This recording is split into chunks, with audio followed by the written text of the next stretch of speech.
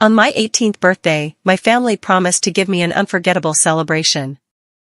I asked my close friends to help me capture the moment. But even by late at night, they still hadn't shown up.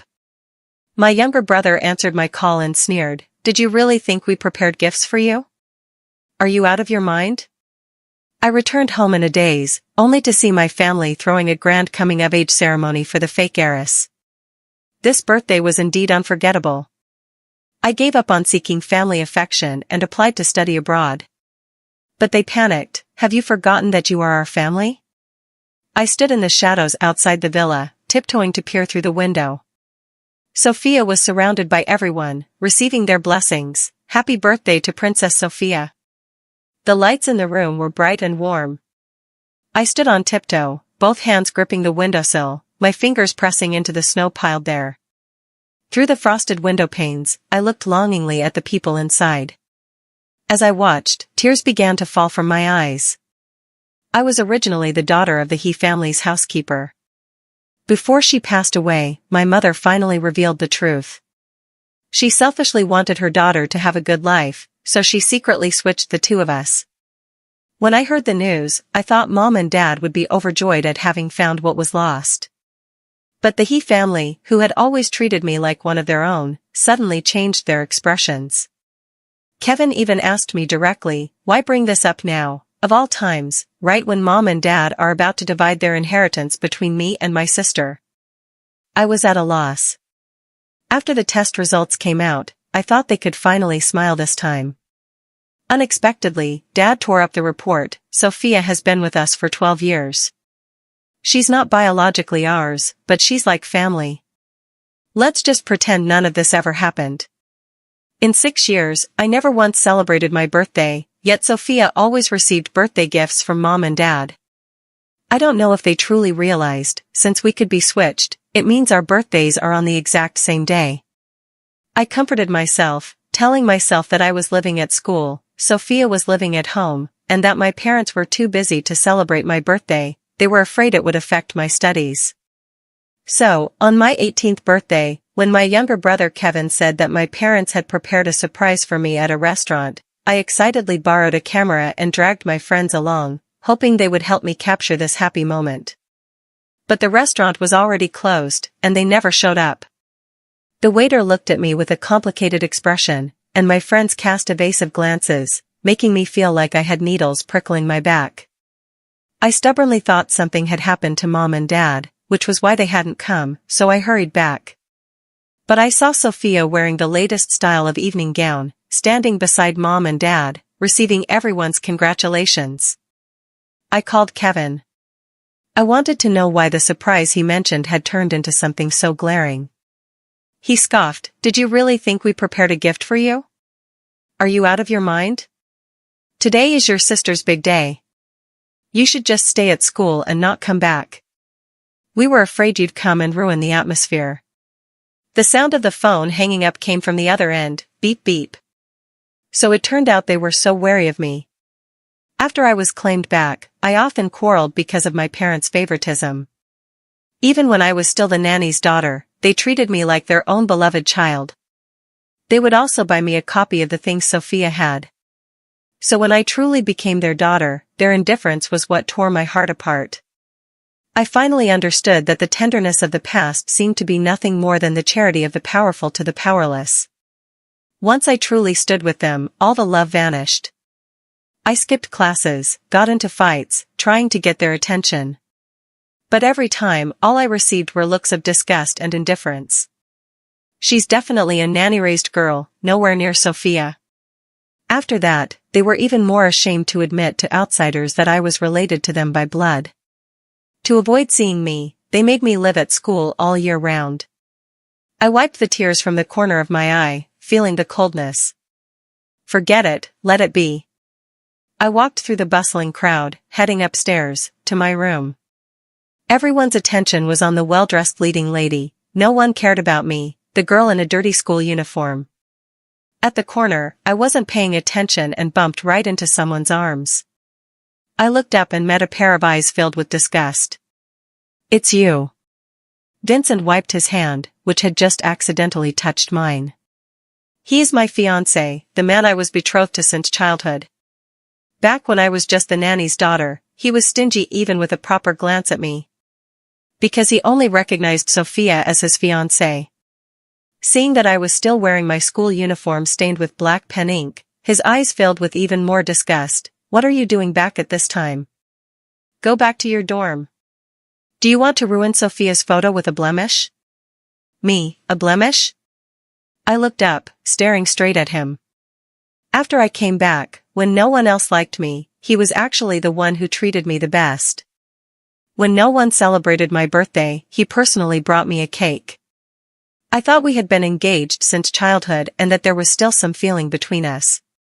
With tears in my eyes, I opened the cake box, only for the cake to explode. Cream sprayed all over me, blinding my eyes, and he just stood there watching me fall down the stairs. He could have reached out and caught me, but instead, he chose to watch me tumble down in disgrace. He descended the stairs at a leisurely pace, forcibly lifting my chin. Remember, never dream of taking what isn't yours, and don't ever think I'll fall in love with you. If you dare snatch Sophia's things, your fate will be just like this cake, understood? Only then did I realize that his kindness toward me was nothing more than a harsh warning. Can't you understand what I'm saying? Vincent didn't like me staring at him, his voice cold and sharp. I impatiently shifted my body aside. Please move, I need to go upstairs. He stepped in front of the staircase, looking down at me from above, his voice low and firm. I told you to stay at school. Everyone here today is celebrating Sophia's coming-of-age ceremony. You shouldn't even be here. If you've forgotten what I warned you about, I don't mind warning you again. If Sophia's ceremony goes wrong because of you, A full glass of red wine was thrown onto his face. He slightly tilted his head, clearly caught off guard. Warning? Who do you think you are? Do you think I love you so much that I'll just leave if you tell me to? I didn't spare the golden boy in front of me an ounce of respect, giving him no face at all. Let me go?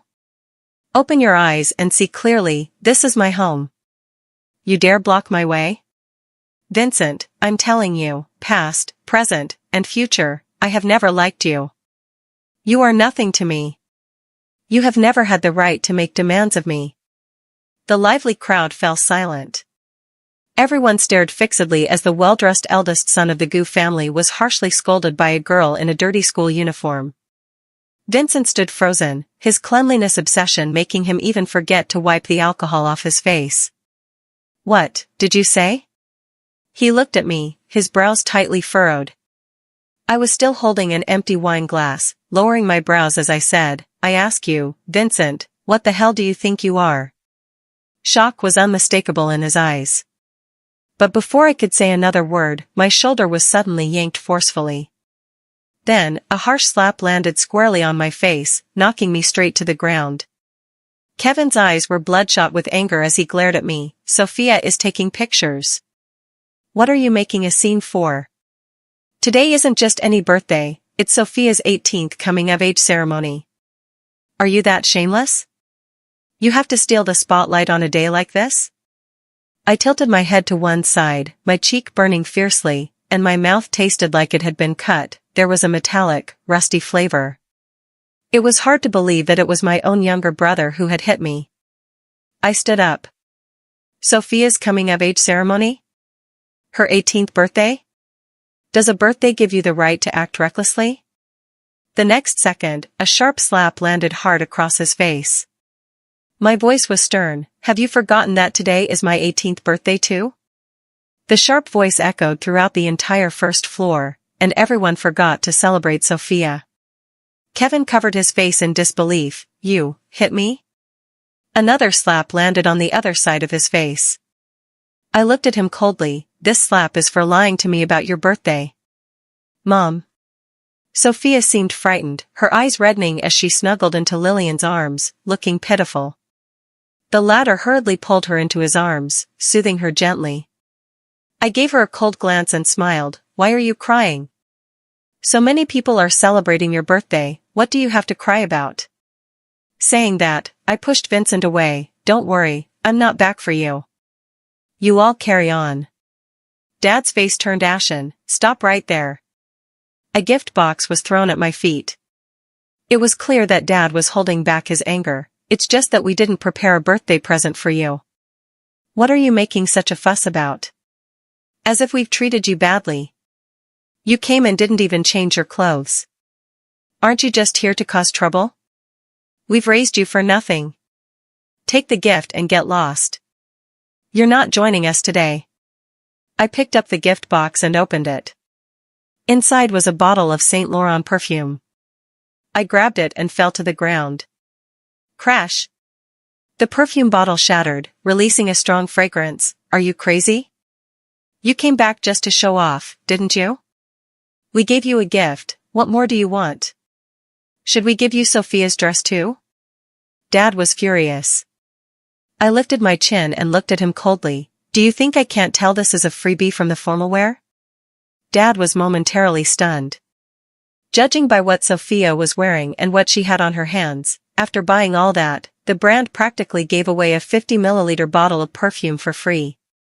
Perhaps Dad didn't realize it when he blindly grabbed a gift box from the pile of freebies. I saw it.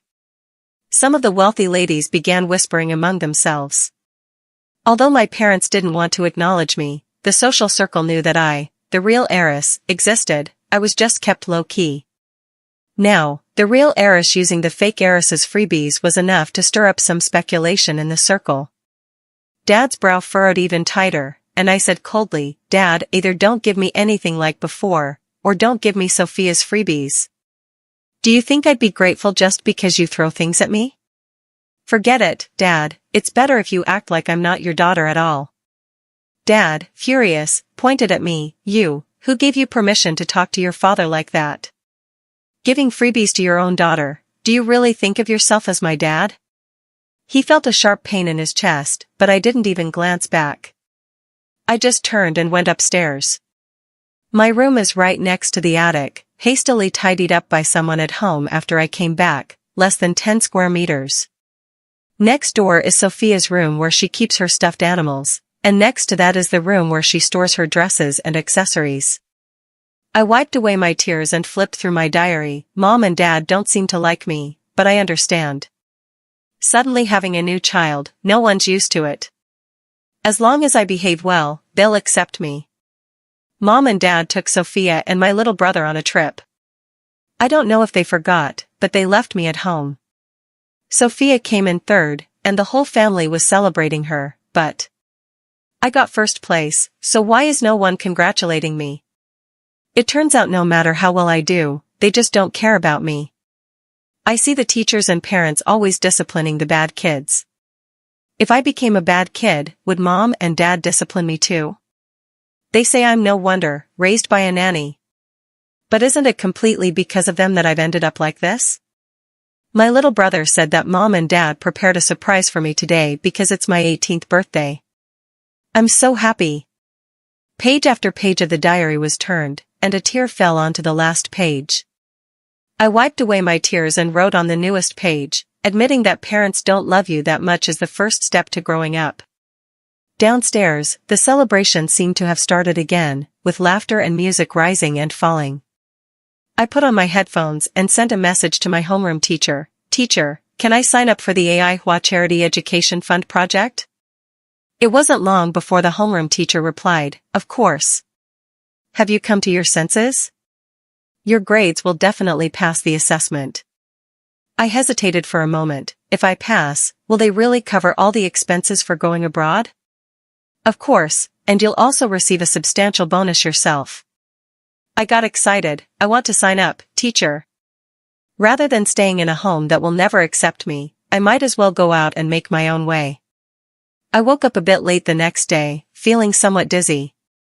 I was in too much of a hurry yesterday, running back in just a thin school uniform, and caught a slight chill.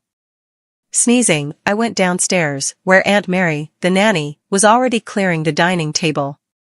When she saw me, she paused for a moment, then immediately smiled apologetically. I'm really sorry, Miss Claire, I forgot to make your breakfast. I've always only prepared meals for 4 people, and when you came, it just slipped my mind. I smiled. 6 years and you still haven't gotten used to there being one more person in the house, huh? Aunt Mary was momentarily taken aback. Don't mind her. Who's to blame if she gets up late? If she wants to starve, let her. Mom gave me a cold glance, then turned to Sophia, her face instantly softening with the gentle warmth only a mother could show. Sophia, where do you want to go with your girlfriends? Sophia's face was full of brightness and hope. I want to go to the Maldives.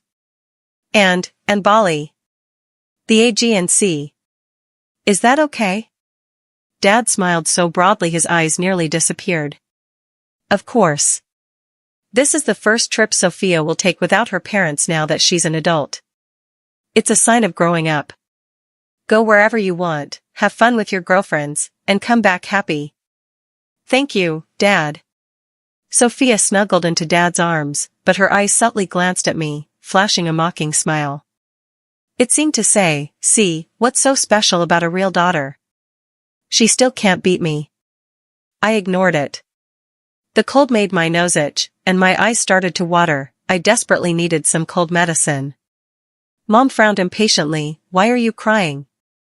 I turned around to get the medicine. I didn't cry. Mom, is Claire mad at me? Sophia snuggled into her mother's arms, her brows furrowed slightly. I noticed she didn't seem very happy yesterday. After all, Claire is our real daughter, so if she's mad at me, then I could. Mom pulled her close. What are you talking about? You're the one we raised from childhood, and it's only right that we spoil you. But I saw Claire crying too, and that makes me sad as well. Mom sighed, her tone even more tender. You're so kind, it breaks my heart. I made a cup of cold remedy in the kitchen and let out a light snort at her words. Sophia is always like this. Whenever I'm let down, she jumps in to say a few words on my behalf. My parents wouldn't treat me any better because of this. At most, they'd throw something at me as compensation afterward, but she would be even more favored because of it. By the time I came out holding a cup, Sophia had already gone out with Kevin to meet friends. My parents sat on the sofa. In a couple of days, there's a family education interview for us. Sophia is traveling, so you'll go with us. I knew this was the compensation casually tossed my way. If it were before, I would have taken this as proof that my parents had started to love me, and eagerly agreed. But now I just took a sip of cold medicine and said, no, I'm busy. Dad frowned. What could you possibly be busy with? Exams. Just one day. Does it even matter if you take the proficiency test or not? This is a parent-child education interview. The child must be present. They don't know my real grades. To get their attention, I skipped classes and got into fights, but my grades weren't actually bad. They just automatically labeled me as a bad kid. I downed the medicine in one gulp and placed the cup on the table. No, this exam is pretty important. Mom looked a bit displeased. Claire, even when you're angry, there has to be a limit. You made enough of a scene yesterday, can't you just let it go? As she spoke, she pulled a gift box from under the table. It was a new Chanel bag. I had the butler order this for you last night. Weren't you upset that we didn't celebrate your birthday? This isn't a freebie. Take it and stop being angry. This was the first birthday gift they had ever prepared for me. If it were before, I would have definitely lost my mind in excitement. Unfortunately, it all came a bit too late. I no longer want it. Thanks, but I'm going to school. I don't carry a backpack. Give it to Sophia. Mom and Dad were stunned. After all, I had always been the kind to accept whatever they gave me, even if it was just a casual handout. I would be overjoyed, taking it as proof of their love for me. But now I just grabbed my backpack, slung it over my shoulder, and walked out without even looking at the gift. Mom was a bit angry. Stop. Are you never going to stop? I gave you the gift, and you're still not calming down, huh? I turned back. I'm not angry, I just don't want it anymore. Mom's eyes instantly reddened with anger. She was about to get up, but Dad held her down. He snorted coldly, don't worry about her. She'll be begging us to get her on the show before long. I didn't respond and turned around to squeeze onto the bus. I quickly understood what Dad meant. My card had been blocked. When I tried to top up my meal card, I found it was frozen. Standing in front of the payment machine, I suddenly burst out laughing. Sophia's dresses easily cost over 100,000, and he even wanted to freeze my monthly living allowance of 300 yuan. But if he thought he could make me give in using this method, it wasn't going to be that easy. I went to see the head teacher. She had watched me transform from a model student who ranked first in the grade into a bad girl who skipped classes and got into fights. She knew exactly why I had changed. I was willing to approach her because she was the only teacher who never called the parents to smooth things over among all the teachers. Recently, someone wanted to find a tutor for their child. I asked around, and if you need money, they can advance the tutoring fee. Would you be willing to go?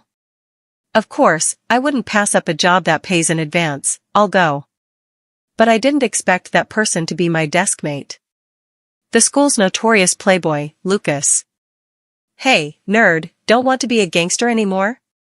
Lucas casually put his feet on the desk, not taking me seriously at all. I took a deep breath. For the money, I endured. I slapped the test paper down on his desk. With these grades, you can't even get into a vocational school. Look at this, it's a total giveaway question. Someone called out, Lucas. Let's go play ball. I grabbed him firmly. Uncle and Aunt said I have to tutor you during break. You're not allowed to go. Just say you have tutoring, that's enough. He shook off my hand, spinning the ball in his palm. My parents can't control me, so who are you to me? Don't worry, I won't say you don't teach. After saying that, he turned and walked out with his friends. I slammed the table. Lucas. He quickened his pace, not looking back, raising a hand as if to say bye-bye. I gritted my teeth in anger. I knew Lucas wouldn't betray me in front of my parents. But seeing the 10,000 yuan advanced from the card, I felt a pang of guilt. As soon as class ended, he would disappear without a trace, giving me no chance to catch him. All I could do was pinch him hard when he fell asleep in class. Over time, I earned a nickname from him, Nine Phoenix Claw. But one day, I suddenly stopped bothering with him. This was the day the family education interview program was aired. On the day of the filming, I was taking an exam for the education fund and didn't go at all. However, my parents still went ahead with the filming. They led the reporter into Sophia's Hall of Honors. Sophia not only needed an extra room for her clothes, shoes, and stuffed toys, but also a separate room just to display her certificates of honor. This is the medal for second place in the dance competition, this is the certificate for third place in the speech contest, and here are the awards she has received from kindergarten until now. Mom and Dad recited them like treasured possessions. For every medal and every certificate, they could vividly describe Sophia's demeanor at the time. Finally, the reporter asked a question. I heard you have another daughter. Do you have anything to say about her? My parents, who had originally been smiling, suddenly turned cold. There's nothing to say about her. Compared to Sophia, she's far behind. Let's not mention her anymore. Oh, well then, Mr. Robert, Miss Helen, we've already reviewed Sophia and Kevin's resumes. They both have their own halls of honor. May we take a look at the other young ladies' credentials? My parents' faces darkened. The only room in the house that belonged to me was a cluttered storage space less than 10 square meters. Even if they were willing to show the reporters around, there was no respectable space of mine to present.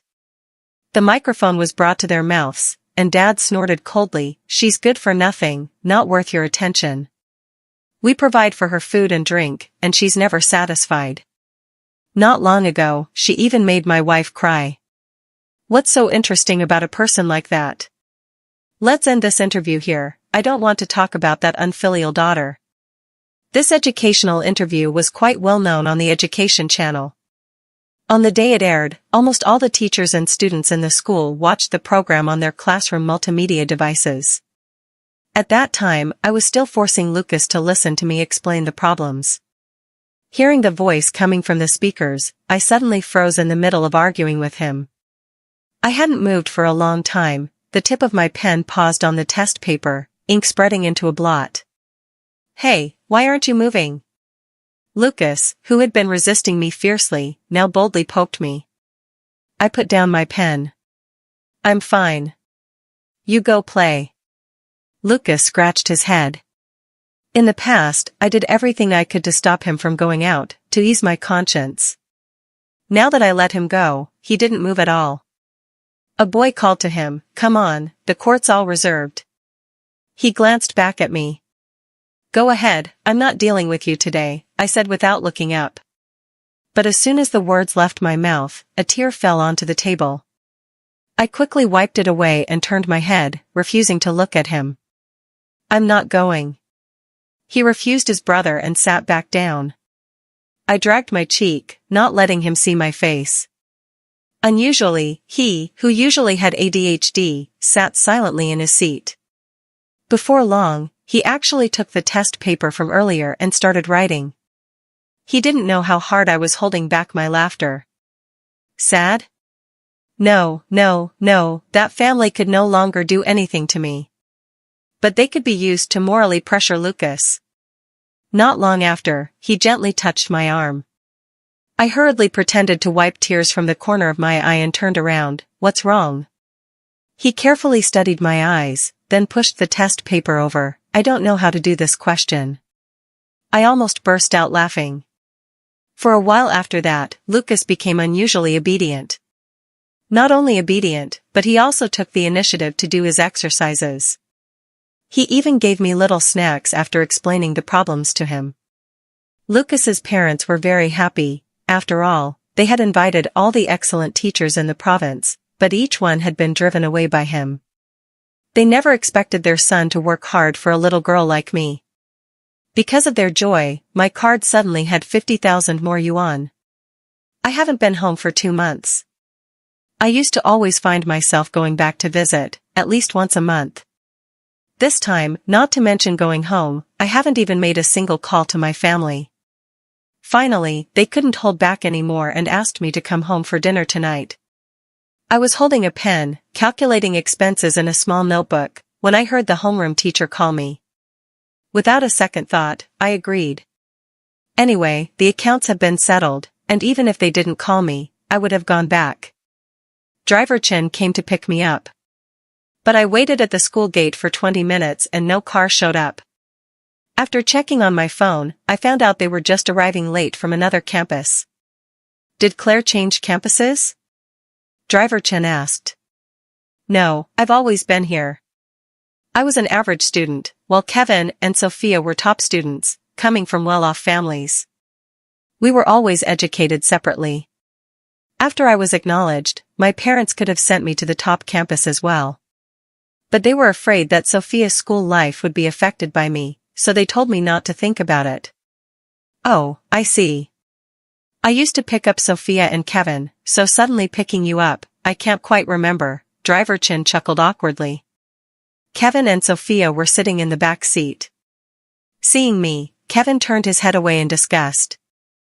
I sneered and sat in the passenger seat. "Yes, you're just like Aunt Mary, still not used to it after 6 years."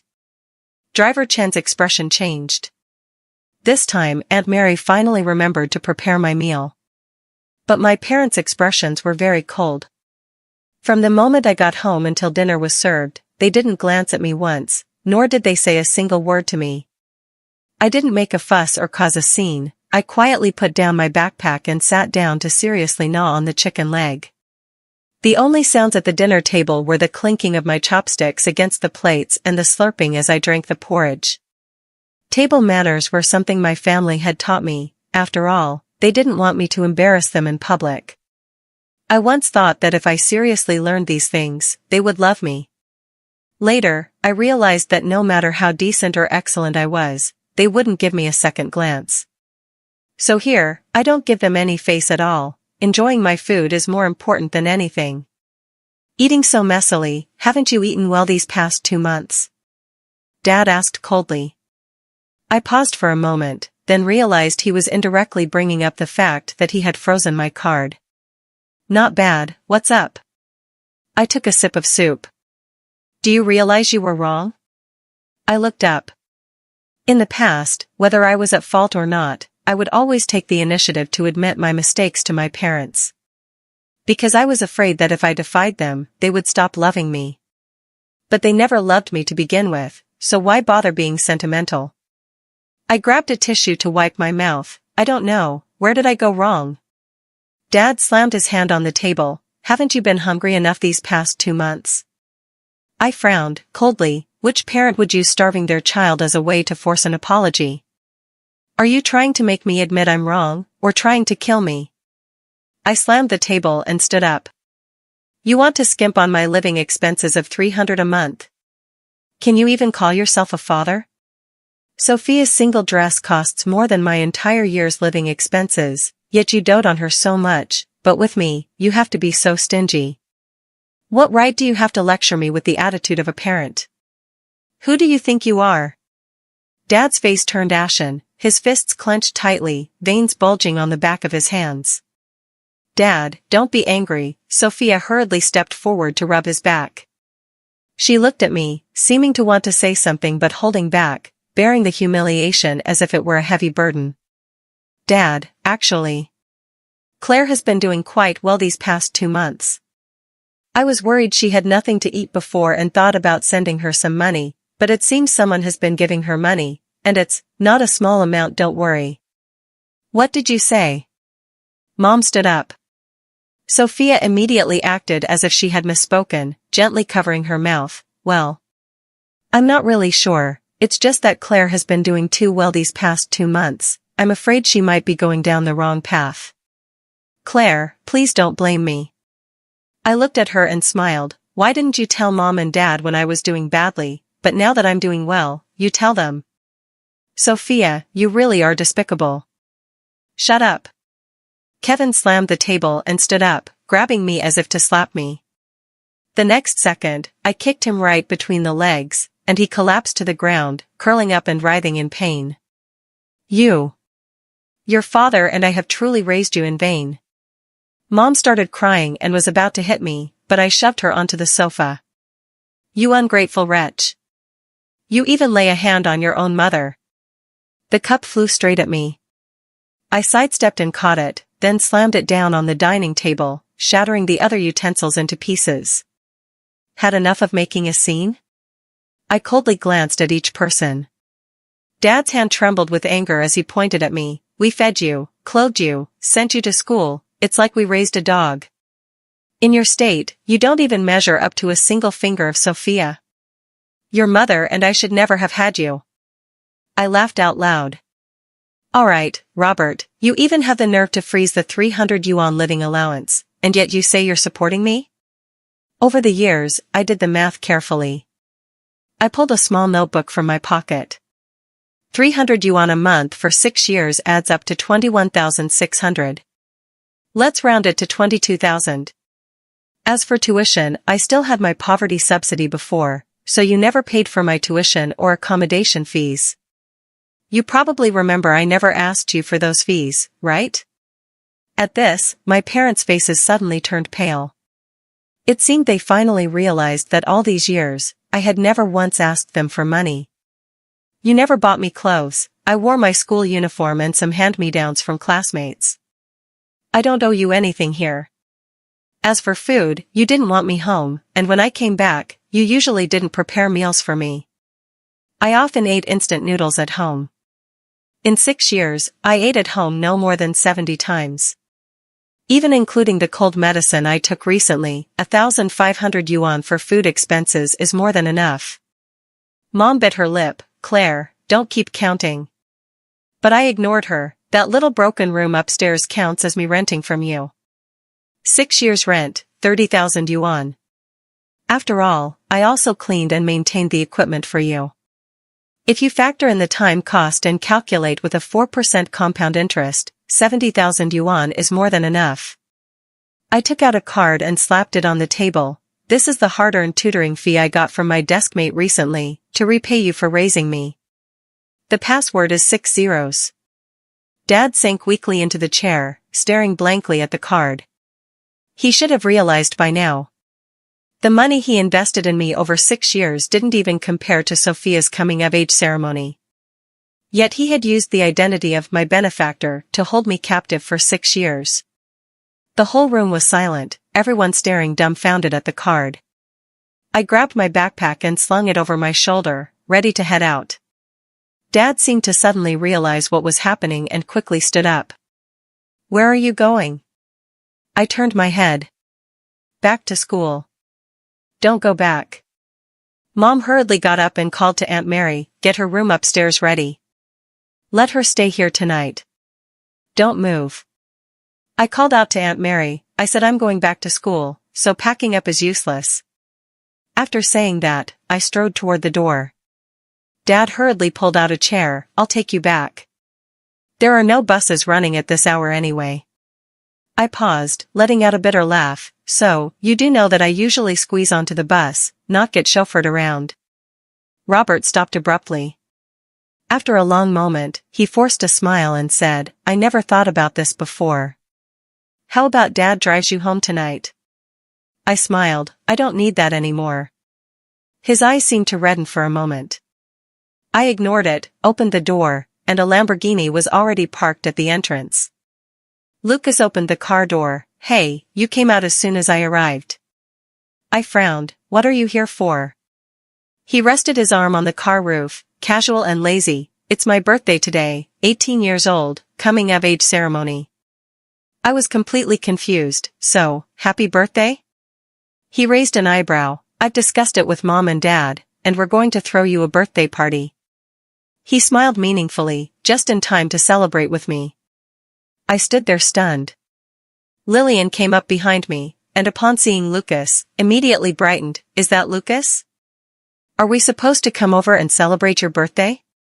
Lucas's smile immediately turned polite and distant. "Sorry, Miss Helen, my parents only allowed me to invite Claire."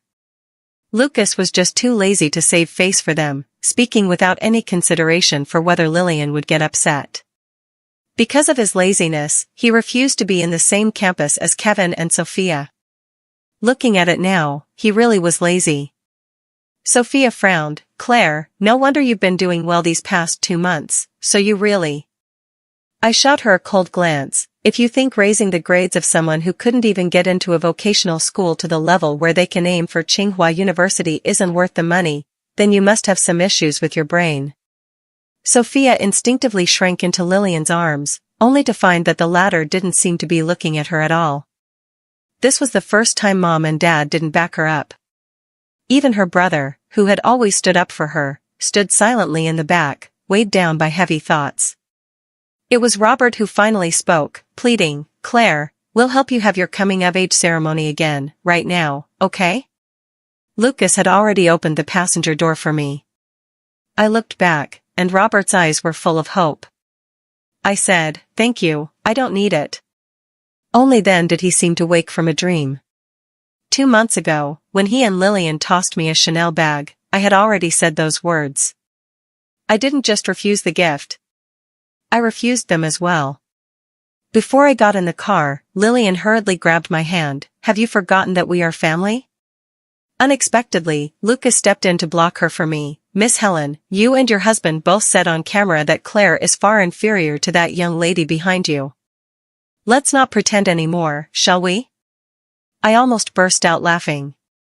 Very good, very good. It seems the moral blackmail back then was quite effective. Lucas's family actually threw me a grand coming-of-age party. Lucas's parents were even more overjoyed, presenting me with a large flower basket made of cash. "Lucas, being completely tamed by you is all thanks to you. Did you also apply to study in Scandinavia? Take this business card, and when you arrive, just say I recommended you, he'll look out for you." I was overwhelmed with gratitude. Lucas stood not far away, smiling softly as he watched me. I lowered my head. Inside the flower basket, there was not only a business card but also a black card slipped in by Lucas's parents, along with a handwritten greeting card wishing me well. Tears suddenly fell. Isn't this exactly what I've always wanted to receive from my family? I wiped my eyes. Thank you. Being able to resolve a lingering wish before going abroad was a tremendous surprise for me. When I went to the restroom, I bumped into someone again. Just as I was about to apologize, I realized it was an old acquaintance. Vincent looked at me with red eyes. Claire, you're leaving? Yes. I've applied to go abroad too. I lifted my chin. Really? Where are you? I'll give up applying to that region immediately. I had never seen such a wounded expression on such a proud face. Someone came over and pulled me aside. Stop thinking about it. You already have a fiancé. Do you want me to tell Sophia? Lucas squinted his eyes slightly. Vincent's gaze anxiously followed me. No, the fiancé I was betrothed to was. Lucas's expression suddenly darkened. Vincent. I advise you not to covet what isn't yours. He suddenly froze. Many years ago, he had also held my chin like this, warning me in the same way. I turned around, not even sparing him a glance. Lucas, let's go. Vincent's voice actually carried a hint of tears, but a single look from Lucas forced him to retreat. The day I left the country, all my family came to see me off. But Sophia was nowhere to be found. Claire, Sophia has been sent off. From now on, you are our only daughter, okay? Lillian looked at me with hopeful eyes. I shook my head. No need. I won't be coming home anymore. Claire. I know you still resent us, and we understand. This card. Robert handed over a black card. Take this, it will help you get by better when you're out there. I glanced at it coolly. Thanks, but I don't want it. Both of their eyes suddenly reddened. But it's such a long way, you definitely need money. The education fund has subsidies, and the money I earn tutoring Lucas is enough to cover my expenses for 3 years. Besides. I smiled. I can live just fine on $300 a month, why do you have to worry? Lillian burst into tears. Claire. Mom was wrong. Robert's eyes reddened even more. I turned around. Thank you for bringing me into this world. If fate allows, we'll meet again. If not, then farewell forever. Sister. Kevin suddenly grabbed me. I was taken aback. This was the first time in 6 years he had called me sister. A mist of tears clouded his eyes. Sister, what do I have to do for you to forgive me? I looked toward the horizon and sighed. I'm no longer your family. You don't need to be tangled up in these things anymore. He wanted to say something more, but I shook off his hand with a flick.